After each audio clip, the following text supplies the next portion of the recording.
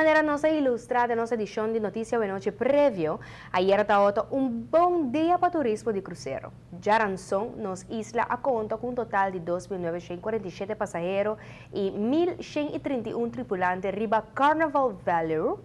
Y Carnival Freedom tem 3.608 pasajeros y 1.157 tripulantes. Essa aqui significa que tem 6.555 pasajeros y 2.288 tripulantes, com un total de 8.843 visitantes para Aruba de un off-season, com impacto econômico de average mais ou menos de 120 para 170 dólares por dia que a pessoa que gasta. Tem um crescimento substancial de entrada econômico. Essa aqui seguro dá uma boa notícia para a indústria de turismo. Well, nos espera de mira mais e bom dia na aqui, nem luna nang nos dilante.